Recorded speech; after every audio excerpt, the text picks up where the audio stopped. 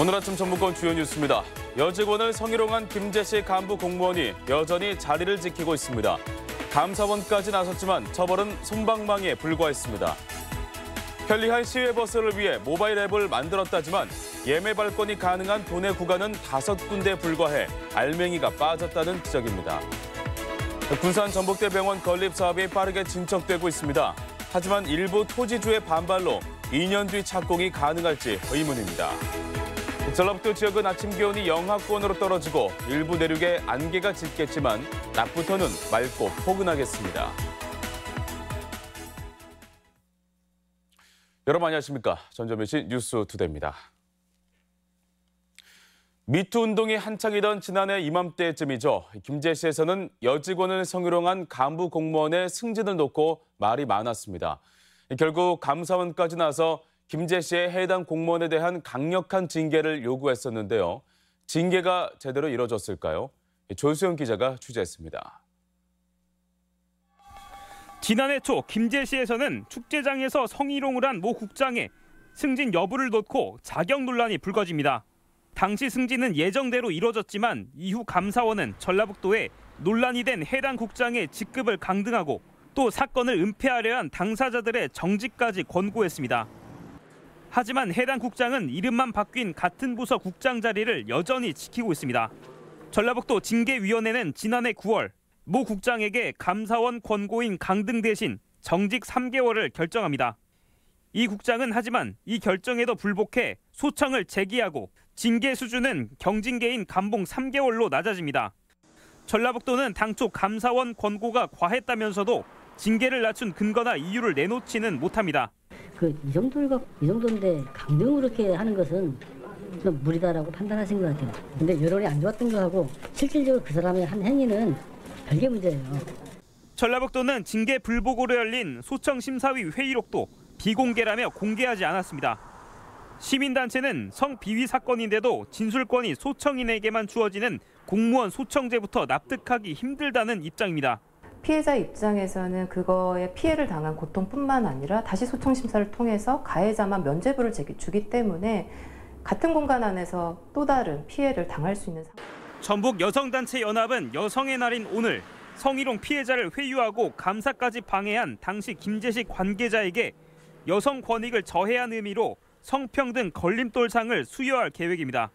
MBC 뉴스 조수영입니다. 고속버스와 달리 시외버스를 이용하려면 대다수 노선이 여전히 직접 터미널에서 표를 구입해야 합니다. 온라인이나 모바일 앱을 이용한 발권이 이뤄지지 않기 때문인데요. 정부는 지난해 모든 시외버스 노선에 인터넷 예매와 지정 좌석제를 약속했지만 달라진 건 없었습니다. 허현우 기자가 취재했습니다. 전북대에 다니고 있는 24살 고지우 씨는 시외버스로 통학을 하는데 여간 불편한 게 아닙니다. 장수에 있는 집에서 매일같이 학교를 오가야 하는데 매번 터미널에서 표를 사야 하고 표를 사더라도 자리가 없는 경우가 많습니다. 늘상 통학을 하는데 축제 같은 날 같은 경우는 이제 버스를 못 타니까 사람이 너무 갑자기 많아져서 그런 경우도 불편한 것 같습니다. 실제로 전주 시외버스 터미널에서 도내 다른 시군으로 가는 75개 노선 중 모바일 앱으로 발권이 가능한 노선은 단 5개뿐입니다.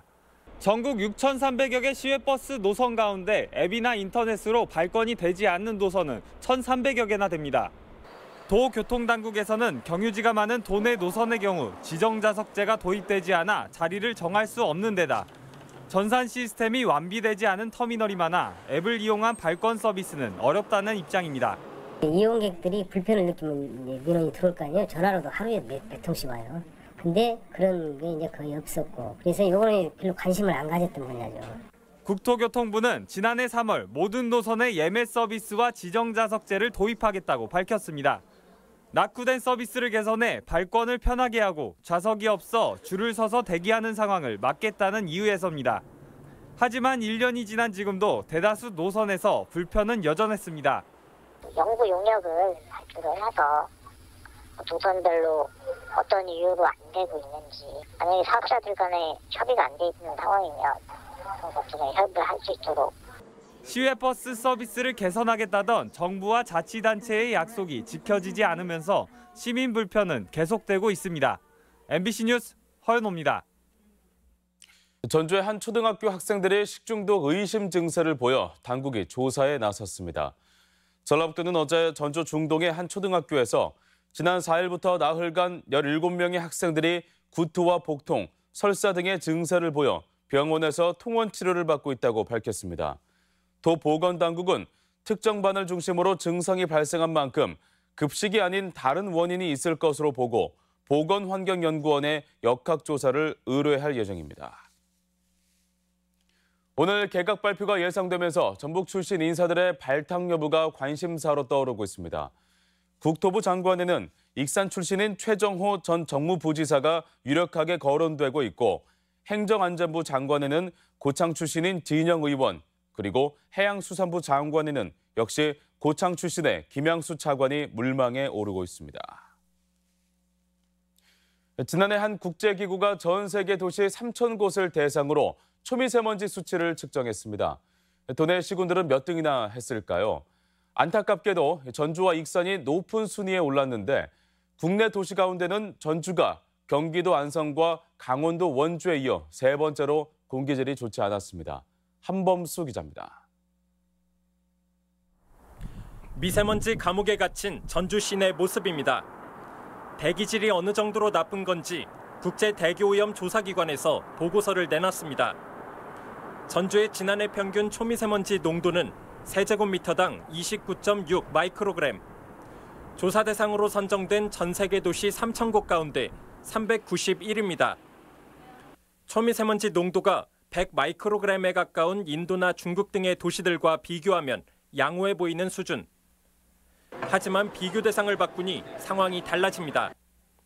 OECD 가입국에서 대기오염이 심한 도시를 순위대로 나열해봤더니 전주가 23번째로 이름을 올렸습니다. 익산은 평균 초미세먼지 농도가 세제곱미터당 28.3 마이크로그램으로 37위를 차지했습니다.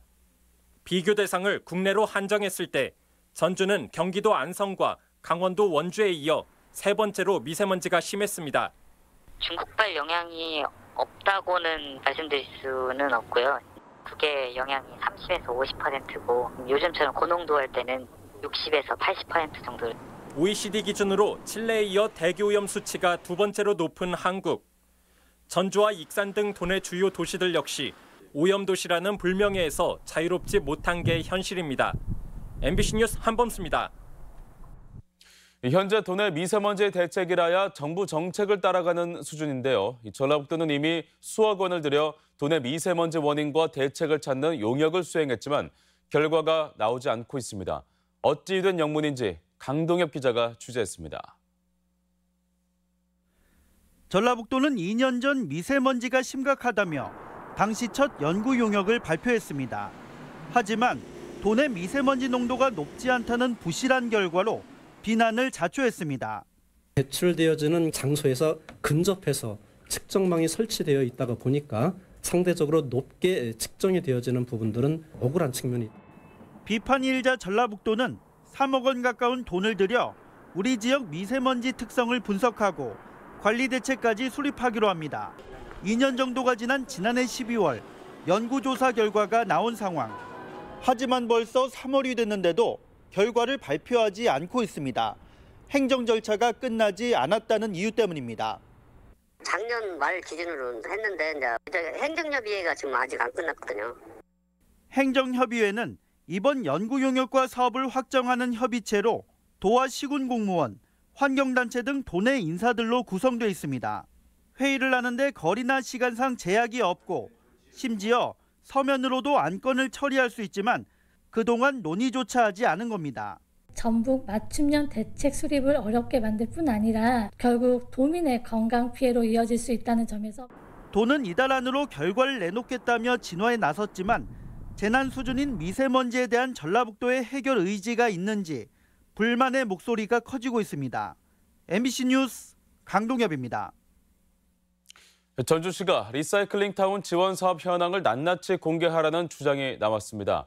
전주시민회는 성명을 통해 전주시가 지난 28일 공개한 리사이클링타운 주민지원사업 계획이 너무 포괄적이라며 구체적 사업 계획과 실적을 공개해야 한다고 주장했습니다. 또 주민지원협의체가 운영비를 과도하게 쓰고 있다며 전주시에 직접 관리를 주문하기도 했습니다. 군산 전북대병원 건립을 앞두고 토지 매입이 속도를 내고 있습니다. 하지만 일부 토지주들은 여전히 불만이 있어 오는 2021년 착공까지는 난항이 있어 보입니다. 이몽진 기자입니다. 군산 사정동의 전북대병원 건립부지입니다. 매입 대상 토지는 10만 3,500제곱미터로 이 중 25%인 2만 6천 제곱미터의 보상 신청이 완료됐습니다. 전체 190여억 원의 보상금 중 50여억 원이 해당됩니다. 토지주는 모두 39명, 15명이 협의 매수에 응했고 8명은 협의가 진행 중이며 16명은 이의 신청을 제기한 상태입니다. 지난해 11월 감정가를 통보받은 토지주들 대부분 크게 반발한 것과 비교하면 다소 진척이 있었다는 평가입니다. 현재 농지로서 기능은 상실이 돼 있고 전북대병원 분원이 들어온다는 것을 토지주들이 인식을 하고 있어서 당초 부지 매입은 전북개발공사에서 추진하기로 했다가 사업자인 전북대병원 측의 요청으로 군산시가 직접 나서고 있습니다. 군산시는 개발허가 제한 완료 기간인 연말까지는 부지 매입을 마무리할 계획입니다. 하지만 일부 토지주들의 반발도 만만치 않아 보상 협의가 쉽지 않을 전망입니다. 80만 원까지 거래한 사람들도 있고 100만 원 받는다고 하면 양도소득세 내야잖아. 그 내는 자기는 남는 게 없고 어떻게 보면 또 마이너스가 되어버리는 거죠.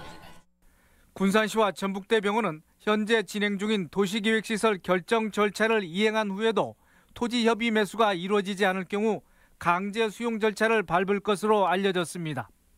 사업비 2천억 규모의 군산 전북대병원 건립은 오는 2021년 착공을 목표로 하고 있는데 토지주와의 협의와 전북대의 추진 의지 등 과제를 안고 있습니다. MBC 뉴스 임홍진입니다.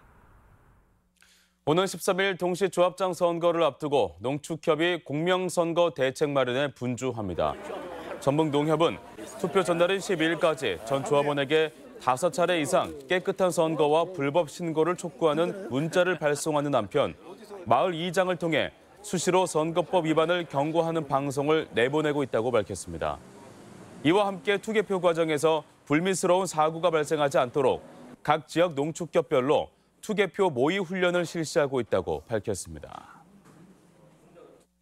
상산고 동창회와 학부모 반발에도 전북교육청이 자사고 재평가 일정을 계획대로 추진할 방침입니다. 도교육청은 오는 22일 마감하는 상산고의 재평가 보고서를 근거로 교육과 재정 전문가 7명이 참여해 늦어도 5월까지 평가에 착수할 예정이라고 밝혔습니다. 교육청은 상산고가 재평가를 거부하면 이 역시 관련 절차를 밟아 평가에 반영하겠다는 입장입니다. 국민이 물으면 정부가 답한다는 국정 철학에서 시작된 청와대 국민청원에 대한 관심이 높은데요. 익산시도 청와대 국민청원처럼 시민청원제 게시판을 운영하기로 했습니다. 지역 소식 이창희 기자입니다. 서로 다른 관심사와 이해관계를 가진 국민들의 다양한 목소리가 올라오는 청와대 국민청원.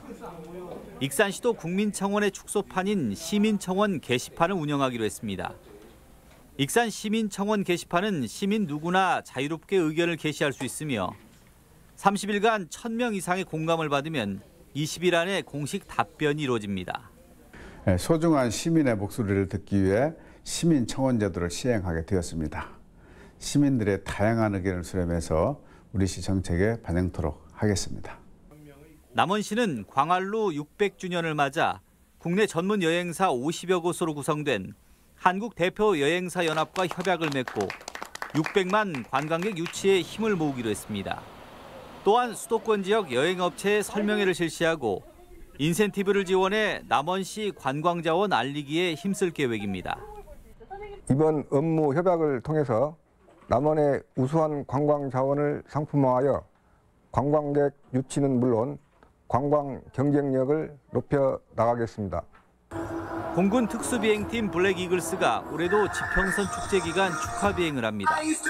블랙이글스는 지평선 축제 기간인 10월 3일과 6일 두 차례에 걸쳐 에어쇼를 펼치기로 했습니다. 20일의 김제 지평선 축제는 9월 27일부터 10월 6일까지 벽골제에서 개최됩니다. 순창군 체계산 중턱에 길이 270m로 조성 중인 출렁다리가 올해 10월 완공됩니다. 체계산 출렁다리는 현재 25%의 공정률로 오는 6월이면 확인이 가능하고 국내에서 인기를 모으고 있는 경기 파주 마장호수 출렁다리보다 50m가량 더 깁니다. MBC 뉴스 이창익입니다. 익산고용노동지청은 신중령 적합직무 대상을 현행 74개에서 213개로 늘려 고용지원금을 지급하기로 했습니다. 지원 대상은 종전 지원 직무에 인사나 노무 전문가, 연구원, 영양사, 조리사 등으로 범위를 대폭 확대했습니다. 신중령 적합직무 지원 사업은 만 50세 이상 구직자를 정규직으로 채용할 경우 해당 기업에 월 80만 원씩 최대 1년간 인건비를 지원해 줍니다. 우리 지역 행사와 문화 소식입니다.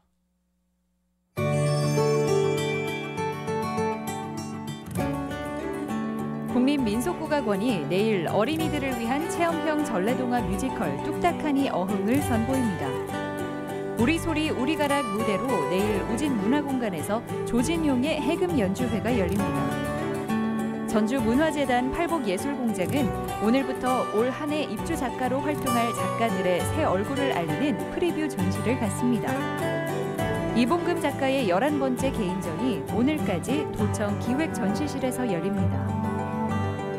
배우 황정민의 무대 복귀작으로 화제를 모은 연극 오이디푸스가 오늘과 내일 한국소리문화의 전당에서 공연됩니다.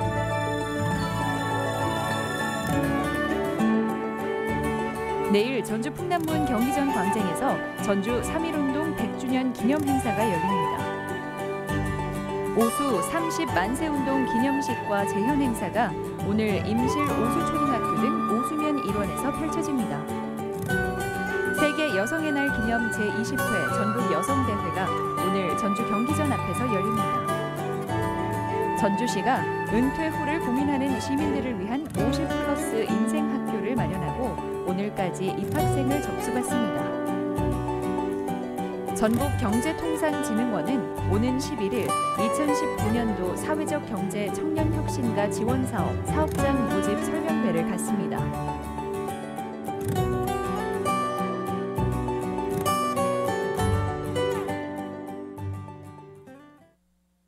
계속해서 날씨 전해드립니다. 전라북도 지역은 아침 기온이 영하권으로 떨어지고 일부 내륙에 안개가 짙겠지만 낮부터는 맑고 포근하겠습니다. 지역별 기온입니다. 전주 아침 기온 영하 5도에서 낮 기온 14도, 익산 영하 3도에서 14도, 동북권은 무주 영하 4도에서 15도, 진안 영하 5도에서 13도, 서해안권은 군산 영하 1도에서 10도, 고창 영하 4도에서 14도 등을 기록하겠습니다. 현재 초미세먼지 농도는 남원과 무주, 진안, 장수에서 나쁨 수준을 보이고 있고 고창에서 좋음, 나머지 지역에서 보통 수준을 나타내고 있습니다. 오늘 하루 미세먼지와 초미세먼지 농도는 보통 수준을 보이겠습니다.